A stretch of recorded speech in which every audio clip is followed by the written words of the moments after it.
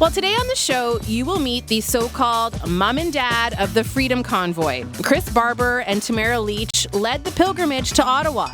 They are charged with committing mischief, obstructing police, counseling others to commit mischief, and intimidation. It will be at least 2025 before their guilt or innocence is decided.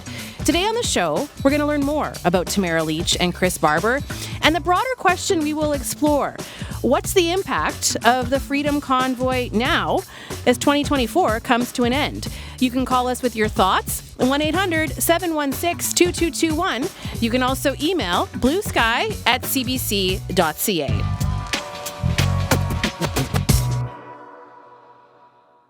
You know, during the Freedom Convoy, no one from that convoy wanted to talk to people like me, journalists in mainstream media. So that's why I was pretty shocked when my colleague David Fraser was invited into the homes of both Tamara Lich and Chris Barber. They have ties to Saskatchewan. David is also from our province, and I spoke to him about what he learned. Hi, David. Hi, Alicia. So where do things stand right now, 3 years on, with Tamara Lich and Chris Barber? Yeah, I think it's fair to call Tamara Lich and Chris Barber sort of like the OGs of the Freedom Convoy, or maybe the mom and dad of the movement is a better fit. They were the organizers from the very start, and they've really become household names in parts of the country and among certain circles. When the convoy was dismantled, more than 200 people were arrested, and we've seen a few of them make their way through court. So Pat King, Randy Hillier, James Bowder are all names that we've heard because of their roles during the convoy, but none has really commanded a bigger following and more support than Tamara Lich and Chris Barber. And kind of what makes them fundamentally the most different, and what makes their trial the most different than those others that I mentioned, is it's one, high profile, it's more funded, and it's also more consequential. They continue to have this really, really big following. So Tamara Lich, she wrote a memoir. It made $64,000 right away from the first few months just from the sales. And then there was this documentary called Unacceptable that screened in packed venues right across rural Saskatchewan that also brought in a lot of money to help pay for Tamara's legal fees. Exactly, yeah. And all of that has allowed them to be represented in court by big-name lawyers. So the Leach side is being represented by Lawrence Greenspan. He's a really big name in the city of Ottawa here. And it's also the defense is being bankrolled by two well-funded organizations, the Democracy Fund and the Justice Center for Constitutional Freedoms. Now, these are charities that have deep ties to conservative and libertarian causes. There's also something else that gets lost in all of this as to why Lich and Barber have more support and more people are paying attention to them. And over time, it seems to be that really they're just more relatable. There's figures like Pat King. He's really bombastic. He gets caught up in the culture wars really easily and has had really controversial things that he put out there. Barber, on the other hand, well, he has some controversial statements and can be bombastic. He, from the time of the convoy, made pretty clear that he was a double vaccinated person who was following COVID-19 restrictions. Even during the convoy, Tamara Lich was representing the sort of softer side of the convoy. The thing that always strikes to me is she's describes herself as an ordinary mom and grandma, which is kind of true because she is a mom and grandma. And it comes out during the peak of the arrests, during the convoy, she famously urged her followers to recognize the humanity of Justin Trudeau. She made this tearful video reminding them that as much as you don't like this guy, remember, he's got kids too. It's always kind of stuck out to me. But they haven't really talked to any reporters. You somehow, though, gained their trust, and they did agree to speak with you. So tell me how you managed to connect with both Tamara Lich and Chris Barber.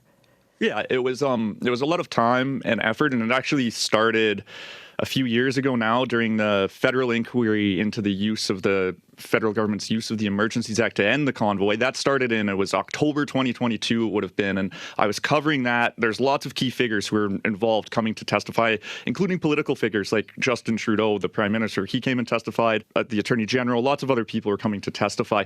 Also leaders and people involved in the convoy, including Chris and Tamara. So during the breaks and during the few days that they were there, I would just go up and I introduced myself. I started to talk to them. They're both affable people, friendly enough, and really what we started talking about a lot was I'm from the prairies, they're both from the prairies, so it was a lot of, familiar towns that we know, where we have family living across the province, what it's like driving on the Highway 1 or the 11 or wherever else. And then their trial started in September. I was able to build on their relationship a little bit more. There was so much time in a pretty small group at the criminal trial. It's usually me, maybe another mainstream reporter, a handful of supporters for Chris and Tamara, the two of them, their lawyers. And throughout this lengthy trial that we've been going through for the two of them, everybody in that courtroom has kind of gotten to know each other. This has sort of allowed me to build the relationship. And so my producer and I traveled to Alberta and Saskatchewan in the spring. Our first stop was in Medicine Hat. It's a city of 66,000 people, about 3 hours southeast of Calgary. Locals call it Gastown. It's also the home of Tamara Lich. We met Lich at the aptly named Trucker's Diner when we were there. Yeah, and then she showed us the Tim Hortons parking lot where she once started Western separatist protest, and it was clear that she had fans everywhere. One of the most striking moments that we had, this guy dropped $100 off at the table, and another person, a retired truck driver, approached us. He was totally starstruck when he came up to us. She is on the right side. She's a right-winger, and I love that. She might be 5'2" or 5'3", but you know what? With her doing what she has done in the last couple of years here, she's a giant. Yes, some do see her as a giant, a hero even. What did you, though, learn about her that you didn't already know when you actually had that time to sit down and talk with her? Yeah, one of the most striking things was just I was surprised by that where she's living. Her and her husband at the time, they're living in a modest rental bungalow, kind of like a post-war neighborhood, like 1950s built. They have these two tiny dogs that are like Chihuahua sized. Not, I think, what sort of comes to mind when people think of the Freedom Convoy. Very, sort of normal home. She's got kids running around and like living lives, teenagers, coming in and out of the house. And I was also surprised by just like the sheer volume of fan mail that she had. And she had told me, I received lots of letters, I've got lots of this stuff. So we knew it was going to be there, but boxes and boxes of handmade gifts, knickknacks she's received over the years, filled to the brim, lots of cards and notes written in cursive, a lot of God bless yous, quilts, kind of provides a window into the supporters. You can get the sense a lot of these people are probably going to church. Cursive writing is probably a little bit older. I don't know anybody under like 40 who can cursive write. Lots of people referencing coming from rural communities as well. I've got letters from people that have survived vaccine injuries. I have letters from people that didn't get to say goodbye to their dying parents in the hospital. I have stories from people that felt that they were absolutely forced to get vaccinated or they were going to lose their job. These past 2 years have brought on a lot of depression and hopelessness for the future. When we found out that there was going to be a Freedom Convoy for the first time in 2 years, I felt hope. That does, give a sense of what was motivating her to lead this movement. I can, I hear the emotion in her voice. I can appreciate, what she believed, that she believed in what she was doing. What about Chris Barber? What you wanted to learn more about him too, right? Yeah, we left Tamara Lich behind. We hit the Highway 1, that same long stretch of road that I'm sure lots of people listening have been on and thousands of vehicles took to head east towards Ottawa. It's about 3 hours drive between Medicine Hat and Stewart Valley. That's population 91, just outside Swift Current. And that's the home of Chris Barber. That's the home of Chris Barber, and it was a totally different setup. It's quite the contrast. It's not, anything like Lich. He's living in the middle of nowhere. It's this rural community, just as I mentioned, north of Swift Current, small population. We entered his home through the garage, and the first thing you see is this big red semi-truck. It's clearly his pride and joy, the pride and joy of him as well as his trucking business. He calls it Big Red. I learned from him that it's a 2003 Kenworth W900 in Viper Red. This truck is seen basically North America up to the Northwest Territories border. Rainbow Lake would be about as far north as it's been. It's been as far south as the Mexican border in Texas, California, and Florida. And to Ottawa. In Ottawa. Once. So, Alicia, that's the semi that he drove to Ottawa, leading a convoy of truckers like himself. What galvanized Barber to volunteer, he told us, as a road captain and help lead those truckers, was he told us that he felt this indignity of a trucker, that on one hand, he's delivering essential goods to the public, but on the other hand, feeling like he's getting no respect from the public. So he pointed to things like, he can't go into a restaurant for a meal, to use a public washroom. And eventually that cross-border vaccine requirement, that was the last straw for him. I did my part. I got vaccinated. I wore my masks. I did what I could for social distancing. And yet here I was still being restricted and restricted and strict. I know people that have died from COVID. I did my part.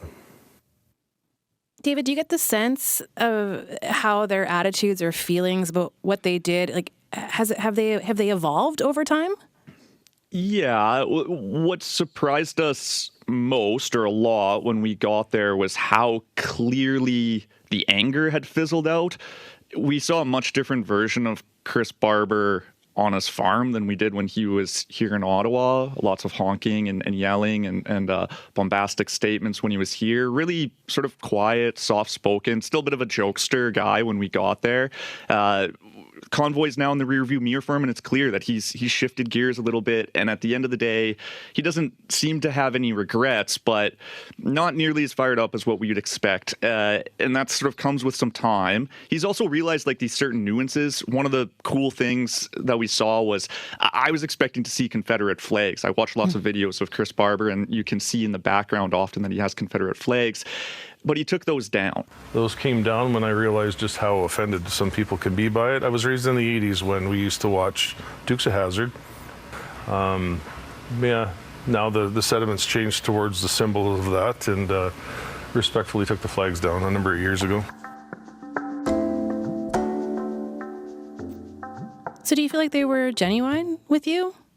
Yeah, I think there were a lot of really genuine moments of them recognizing some of the hurt that they had caused. But there's also sort of this sorry, not sorry kind of vibe that goes on with both of them. And it's clear that they have their camps of supporters across the country sort of keeping them onwards and involved. But of course, at the same time, there is opposition. There was opposition to this movement. We talk about how divided we are. People at the time, they felt fearful of the convoy. There were accusations of racism, of violence. Totally, yeah. And the perspectives of that came out really, really clearly in the Ottawa People's Commission on the convoy occupation. This was a citizens-led inquiry into the disruption and the trauma that was caused by the Freedom Convoy. Exhaust and diesel fumes belched up into my apartment.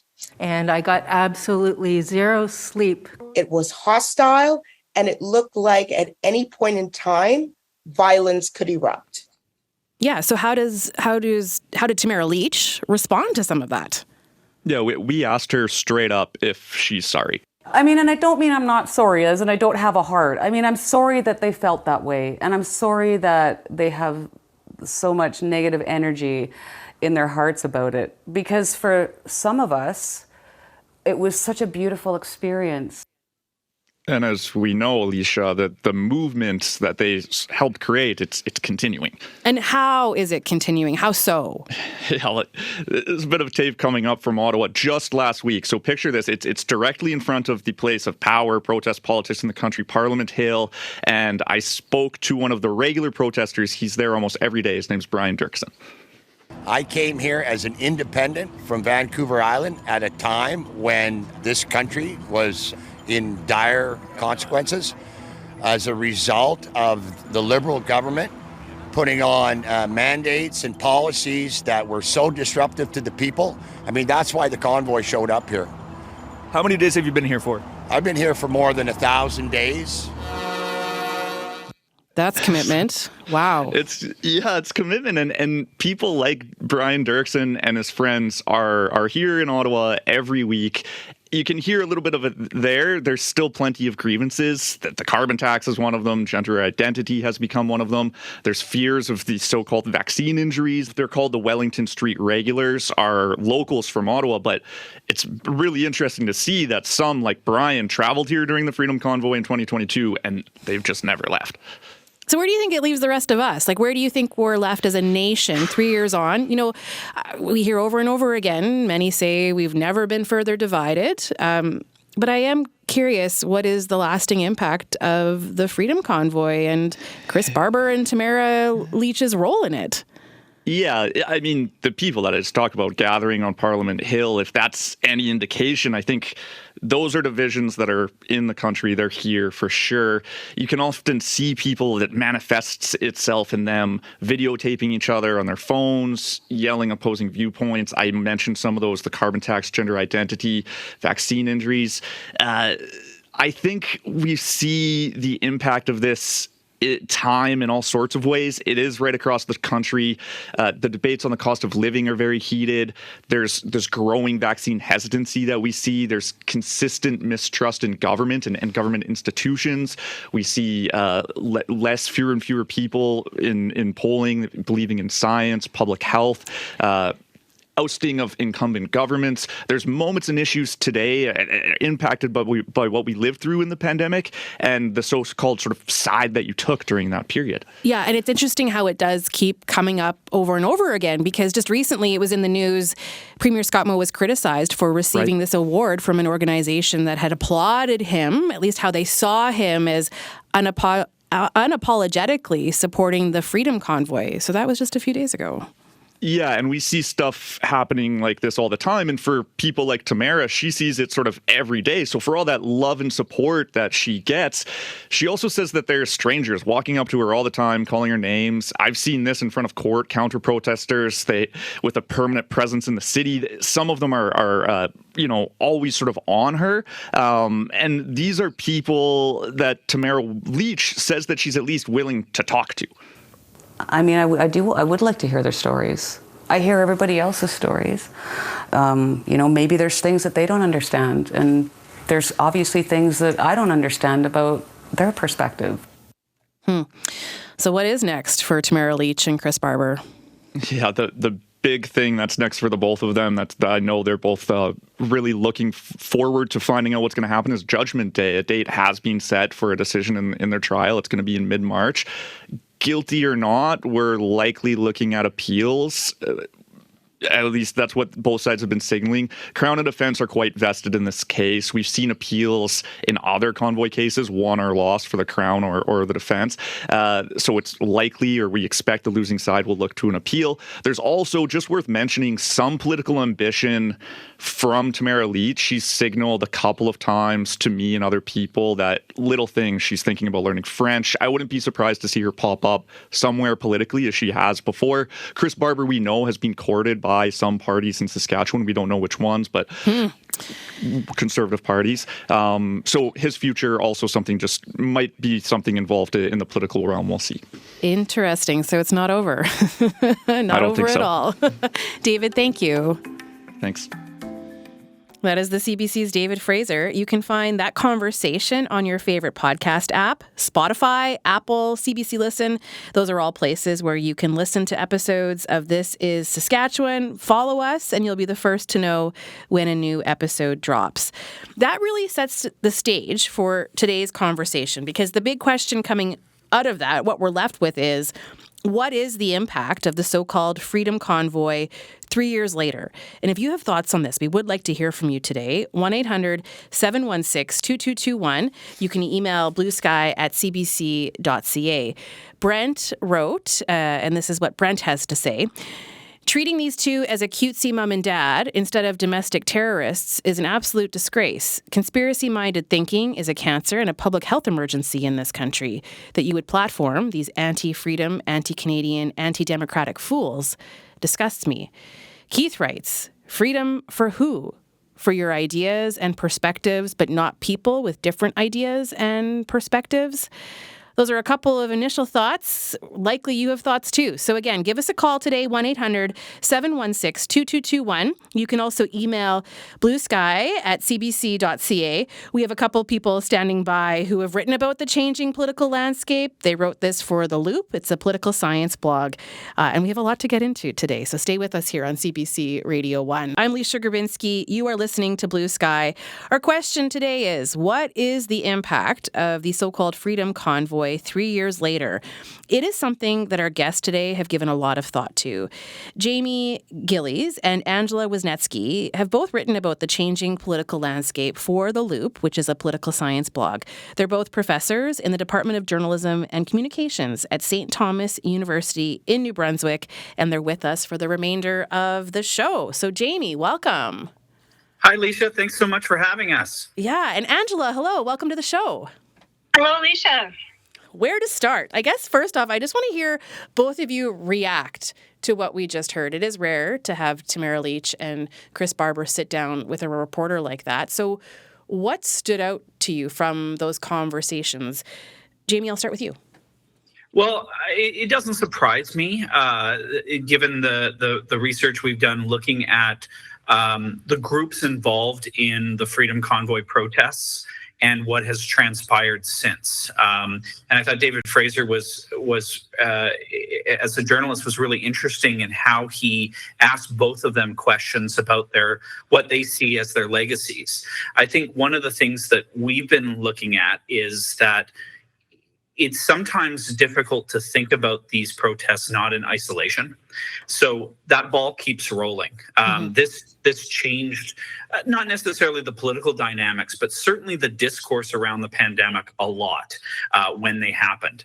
And what we've been really trying to look at since is, has that shifted in mainstream politics? Has there been a movement to co-opt some of those themes? Because clearly there are people who are angry, who are frustrated, and who use the Freedom Convoy protests as a way to get their voices heard.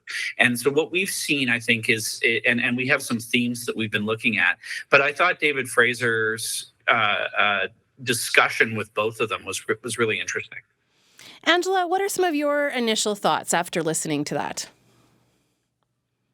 Well, I was really interested in how it was framed. I thought the idea that there were different leaders who took different positions, both in terms of their intensity of political critiques, but also in their attitudes towards science and their attitudes towards vaccines in particular. I think that's an interesting thing about, to Jamie's point about putting this into a broader context, about protest movements today in general.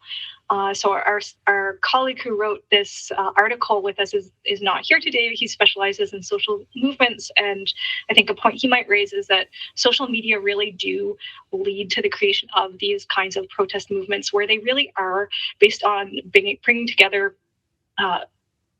different positions and without necessarily a unified stance on what we might see as like kind of core issues for the protest. So the fact that there could be some differences of opinion within the movement, I think, was an interesting point to highlight.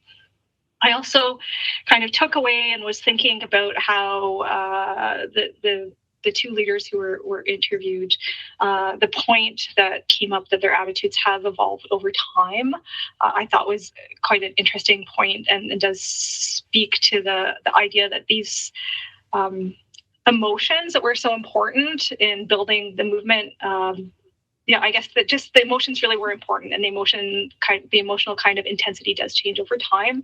And I think that's more broadly true in terms of looking at public trust in science and public attitudes to science, which, while polls are showing trust is lower than it was in some respects before the pandemic, it has actually really rebounded already. So that idea of evolving attitudes, I think, was an interesting theme that I'm taking out of that piece. Okay. Yeah, Jamie, do you want to elaborate on that, how this has evolved? Because it does, we're talking about this in 2024, right, as the year comes to an end. And to hear about the different issues that people are bringing forward kind of under this umbrella of that movement are different than some of them are different, not all of them, but there are, gender identity may have been a thread throughout, but not the primary reason for the Freedom Convoy. So I'd like your take on how this has evolved. So we looked at this as an issue of policy entanglement. So if we recall the protests when they got to Ottawa, you had leaders like Pierre Poilievre, who was running for leadership at the time of the CPC, of course now leader, perhaps the next prime minister, marching with the protesters or meeting with the protesters. And The problem with this kind of policy entanglement is that ostensibly the trucker convoy or the Freedom Convoy was about mandates, but it was also about things like vaccines. And it was also about a whole litany of concerns, grievances, complaints, other issues that were underneath it all, and clearly different voices and different leaders. So when Poilievre, whether he endorsed or not, he certainly said that he is supportive of some of what they're saying and he understands their grievances. Well, he became leader by signing up hundreds of thousands of new people. And I'm sure many of those people that joined the CPC to vote for Poilievre were sympathetic to the protests or had been involved with them directly. He's leader of a mainstream political party now. What happens if he becomes prime minister but doesn't follow through with the things that these protesters and those who are part of the Freedom Convoy demanded? And that's the challenge of the entanglement, because that if they don't get what they want, there's still a lot of anger there, even from somebody who said, hey, vote for me and I'll potentially do this. Mm-hmm. And the case in point that I always look at is Jason Kenney, the former premier of Alberta. He unified the right in Alberta only to be turfed out of his own party within a couple of years, where Danielle Smith takes over.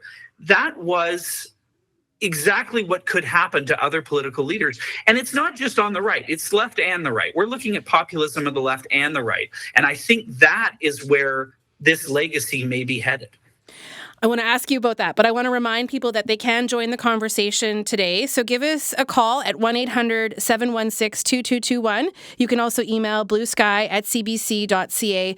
The question that we're unpacking today with our guests is, what is the impact of the Freedom Convoy 3 years later? You know, how would you characterize things now based on how this has evolved? So again, 1-800-716-2221, and you can email bluesky@cbc.ca. So I do want to know more about populism, both on the left and the right. And it might be helpful just to describe in kind of general terms, like what a populist movement is. Sure. I think populist movements come from something within the electorate that isn't being fulfilled by the politicians. They're often simplistic solutions to complex problems, but there is anger out there, and it can sometimes result in very good things. We're talking with people in Saskatchewan. Tommy Douglas, as premier, helped bring about Medicare for the country as a largely populist prairie movement. That was a long time coming. He pushed it. It was not popular with the politicians. It was popular with the public. And eventually it cut through and became commonplace. So often moments of populism bring about policy change that we need. But the alternative is that populism can be nativist, xenophobic, racist, homophobic, a lot of different things that sort of fall under that catch-all of populist social movements. And the challenge here, of course, is that when those ideas get mainstreamed in, that is when rights are at stake. And so I think what we've been looking at is, these were loud protests, but do they have a lasting impact on the kinds of policies moving forward, both of the right and left? I think we see it with protests about Gaza and human rights and social issues on the left in this country and elsewhere, but we also see it with what the pandemic brought about in Canada, this actual discussion about rights, about what it means to have your government say, hey, you can't, you have to social distance, you have to mask, you have to get vaccinated. So that's sort of some of the fluidity in this discussion, and again, that ball keeps rolling. This is still part of the political conscience in this country right now. There was a line in the piece that I read about how populists often simplify their political messages to better connect with their intended audiences. And I'm wondering, maybe, Angela, this is a question for you about how populist movements appeal, are looking for an emotional response, or are maybe those short lines that resonate with people are meant to activate an emotional response. And interesting, Jamie, hearing you talk about how we're seeing this in protests in Gaza and all of that. But Angela, if you could maybe speak to that a little bit, and how populists simplify their messages? Sure, I can try. I'll frame it in regards to science, where populism is one of the really big determinants of how people react to scientific information. And so kind of understanding the role of information, the role of emotion rather, in relation to populism, it's an important piece to be thinking about. So I really like the work of the researcher Stephen Lewandowski, who's written extensively on the topic of populism and conspiracy theories. And his argument is that it's an emotion of being left behind, which I think was a theme that came out of Chris Barber and Tamara Lich's comments about their own involvement in the Freedom Convoy, that sense of being having your grievances unacknowledged, and the fear and uncertainty as emotions that come to be part of that. So I think that when we look at like what causes people to spend more time or to go down a rabbit hole of investigating a conspiracy or a piece of misinformation on something like vaccine, the emotion is a big piece of it. I think that's the piece that I can kind of would think about. I don't know, Jamie, if you have more to say about emotion and how it brings people into these kinds of movements. Yeah, I think that the best example in North America, of course, is MAGA and Trump. There are elements, of course, that are grounded in typical Republican versus Democratic politics and the kind of polarization in the United States. But a lot of those who are supportive of the MAGA movement, it's driven by an emotional populist response. And often it has to do with their socioeconomic status and their lives and how they feel government is either ignoring, abandoning, or treating them. And it is not conspiratorial to think that. I think there's a lot of people out there who feel that the system politically is not working for them. And the leaders, regardless of whether they're the left of center, right of center, which tends to be most of Canada at the provincial and federal level, they're not looking out for them, that the system has not benefited them. And so the grievances, the list of grievances that fell under the sort of Freedom Convoy umbrella, I was surprised it actually took that long. We were in essentially a lockdown and mandates for a couple of years before that changed. It lasted a couple of weeks in the United States. The fact that Canada stayed in that position for a couple of years is remarkable for the cohesiveness of this country. But when those protests happened, they did shine a light on aspects of our society that were left behind and that were really aggrieved by what had happened as a result of the global pandemic. Now, is everyone accurate? Is everyone right? No, there's all kinds of different opinions here. But I think that the way politicians have reacted to that is really fascinating. And now it is part of what I think the Conservative Party under Pierre Poilievre stands for in some ways. It's still not clear yet, but that's certainly part of it. So I think that the concern for us who is studying this is that with Jason Kenney, the tail wagged the dog. Essentially, that the base of that party rebelled against him because he didn't shift to the right or shift to where the Wild Rose supporters were. Could that happen to a future prime minister? Is this what's happening with parties like the NDP and others, where activists start to play more and more of a role and social movement organizers get involved politically? I think that's what is maybe part of the future here in Canada. We have a caller on the line, but it's just quickly, are you seeing examples from NDP leader Jagmeet Singh that kind of relate? Is there something specific you could share with us that helps illustrate what it is you're saying? Because Pierre Poilievre comes up a lot. Yeah, I think what we're seeing is that these party leaders, Poilievre and Singh in particular, they are, I think, behind the scenes trying to keep a lid on a lot of these more outside of the mainstream voices in both of their parties. Not necessarily elected MPs, but certainly the base of that party and what they're talking about. And occasionally they sort of come to light and a politician makes a comment that seems really out there and they have to back away from it. But I think this is what the kind of issue is. And there's always been a safety valve in these parties. Even when we have sort of a more extreme member of parliament or an MLA, they tend to be isolated. They tend to be one voice, and the party leadership and cabinet and the prime minister and the spokespeople try to push them away. Well, what I think's happened in Alberta under Danielle Smith is a little bit of the opposite of that. Jason Kenney was forced out because he was a moderate in an odd way of the UPC. We wouldn't probably consider him a moderate beforehand, but he was then. And so it's like looking at those Republicans who won't get on board with the MAGA agenda. All of a sudden, they've been conservatives all their life, and now they're Republicans in name only or Democrats. Yeah. So I think that's what we're seeing with leaders like Singh and Poilievre, is that they're not sure where that power in their party is necessarily going. Let's go to the phone line. So Marcel joins us right now in Prince Albert, but was living in Ottawa during these protests. Marcel, welcome to the show. Yeah, thank you, Alicia, and great topic, and thanks to your guests as well. But to answer the question that you asked initially with regards to where are we now with regards to the fallout of what we've experienced, and believe you me, living in Ottawa just a stone's throw from the downtown core, it wasn't pleasant, and it was completely disruptive. And I'm all for protesting, but we laws in this country, and you need to abide by them. And if you don't like the laws, then run for office and do what you can to try and change them. Which I was hard to hear David say. Maybe Tamara and Barber are going to do that.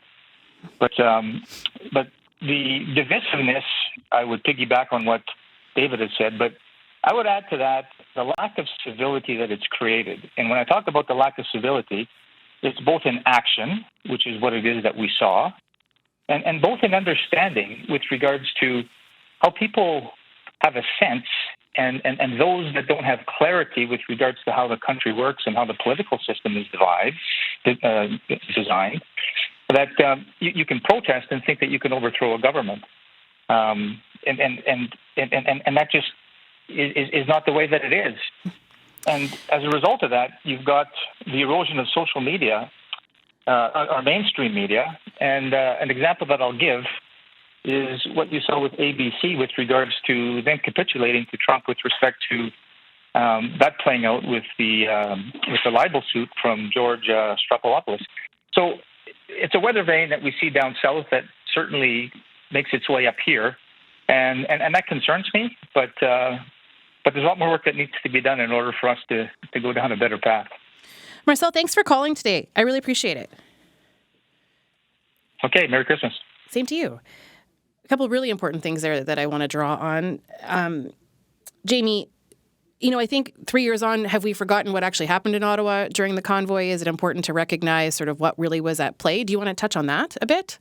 Yeah, a little bit. I mean, we've discussed this in a longer paper that we wrote about the law and order aspects of this and what the protesting did, and it kind of exposed the challenges that the federal government had, and particularly the borders of what happens when this occurred. It basically hamstringed the economy for a few. It certainly shut down Ottawa for a couple of weeks, but hamstringed the economy for a couple of weeks with border crossings at Detroit and Windsor and some of the prairie crossings. That was, I think, a shock to the federal government in that the Canadian people could go out into the streets and actually cause economic damage. And I think they've learned the lesson of how to maybe manage this in the future. I mean, we don't know what a future epidemic might look like, or if the government thinks that we need to be in a particular situation under mandates. But I think there's lots of lessons learned, particularly about blocking the streets in Ottawa and what transpired. So it's not that it's out of mind, and it's not that it wasn't important and that people clearly broke the law or did not follow the rules and caused a lot of frustration and anger for a lot of people. But I think what we're trying to look at is, protests happen of the left and the right, environmental protests, human rights protests, protests like this. what do politicians who are elected do with that? They know there's anger on the streets there, but they also should know that sometimes that can't be tamed, and that sometimes that can lead to really poor policy decision making, because often the most populist policies, while they sound great to those who are advocating them, they lead to policy design that it does the exact opposite, because they are often trying to address complex, intractable problems that cannot be solved by a simple solution. Whether it's immigration, whether it is some of the things that Trump has championed, from deportations to tariffs. I think we can all see where this is going if those are taken to their logical conclusions with the American economy. I think that is true in some of these themes that came out of the Freedom Convoy as well. I want to ask you both about the erosion of mainstream media, but I'm going to get out of the way for a second because we have a lot of callers wanting to express their thoughts today. So let's go to James in Saskatoon. Hi, James. Hi, Lisa. Thank you so much for taking my call. I've been listening to the conversation. I find it intriguing, if not interesting.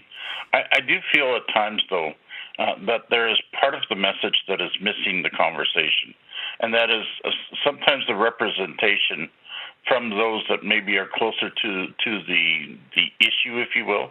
And so by no means was I embedded or empathetic. I guess I was somewhat empathetic, but to me, where it drew a line specifically was the division and that was trying to be created, right? And I think that at its premise was the gross overreach of government in instituting a policy that really had struggled to have a logical foundation to it. It wasn't necessarily about the vax versus not the vax. It was about the necessity to have a validation card to cross the border. But just being said about that, there's this representation that somehow Pierre is courting that constituency. And I think that part of that premise is flawed, because I think where those individuals who were more akin to the freedom movement found concert in the PPC. And so it would be something else to see if for example, that the PPC would rise to the point of being a political government, right? But I do want to just bring one point to this.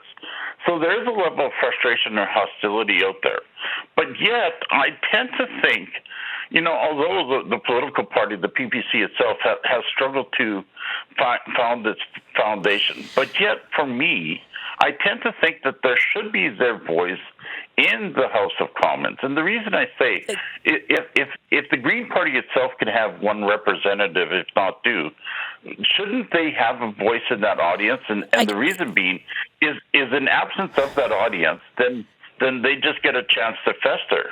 And, James, and that's why my system works best when we hear people. Thank you, James, for calling. We've got so many callers on the line. I'll stop you there. Thank you. Let's go. Yeah, thanks. Let's go to Dixie in Swift Current. Hi, Dixie. Hello. What are your thoughts on all of this? Well, I'm 80 years old, and I slept out in my truck at 30 below for 2 nights at Milk River, connected with the Coots protest. And I'm really from the left wing, very socialist in my thinking. But I went out with my son to see what was going on, and I was amazed how peaceful it was and how it made sense that people from Poland and Russia, etc., that are now Canadians were saying, this is how communism happens, or totalitarianism. The government takes over, and you have no right to protest. Why did you go, Dixie? Because I was fed up with all the restrictions and a hearing that is coming down more and more. And I was starting to think that these vaccines were not really vaccines at all. They were experimental drugs that were making a lot of money for some drug companies. And so I went out to see what was happening. And it really changed my paradigm of the world. Okay. Left is right or up and down.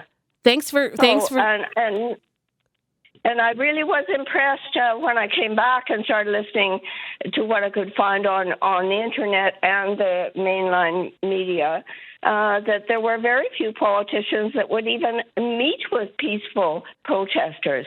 They didn't want to have anything to do with it. Maybe Max Bernier was out there talking, but so far he hasn't had much of a voice. Dixie, thanks for calling. So I just want to allow our two guests to respond to that.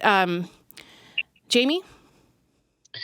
Yeah, I mean, I think that's Dixie's sort of comments about that is that I think sometimes we forget that this protest sort of spanned the political spectrum, that it wasn't just sort of an angry right-wing group of people.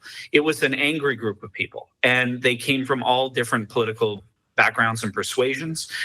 They also had these sometimes competing interests and issues. If you actually look at some of the leaders in the Freedom Convoy, that David Fraser did actually a really good job at, is that I think sometimes what their grievances were would almost be polar opposite of somebody else in the protest, but they all saw the movement as a way to try to get their voices heard. And I think that's indicative of social movements generally, whether it's an environmental one or a serious ones or Indigenous movements, they all share a common cause of why people get involved. And I think we saw from the previous person's comments that, you know, that she was able to find common ground with people who she disagreed with politically. We really do not have enough time for today for everything that I want to get to because, you know, interesting what she said about feeling like the vaccines were an experiment. And Angela, I know that's your area where you look at health messaging. We've got 2 more callers on the line and only 3 more minutes of the show with that. Angela, maybe I'll just go to you just to address that piece of what Dixie said. Yeah, I'll just say that that's an issue where if we look across the spectrum of different ways that science touches our everyday life, from, you know, our reproductive health to environment and food and consumer product safety, like vaccine is one of those issues where there's a much bigger opinion gap between members of the public and scientists. And even though there's a high level of scientific consensus on the safety of vaccines, that has just been an entrenched issue, and we still see it maybe coming out in some new ways post-COVID in terms of outbreaks of things like the measles and low uptake of that kind of vaccine. Just got a text about a case of whooping cough at a school. Thank you so much to both of you. I wish we did have more time, but we don't. And there was a lot more to get to, and that's how this show goes. Sometimes they cut us off. But Jamie, thank you so much for being with us. Thanks so much, Leisha. It was a real pleasure to be there. Thank you. Thank you. Yeah, and Angela, thanks. So good to have you on the show today. Thank you. So that was Angela Wisniewski, Associate Professor, Communications and Public Policy, Department of Journalism, St. Thomas University in New Brunswick, and Jamie Gillis, who's also a Professor and Chair of the Department of Journalism and Communications at St. Thomas University in New Brunswick. I'm Leisha Grabinski. For those callers who did not get on, call our talkback. I need a reminder, Nicole. What's our talkback number? 1-800-661-7540.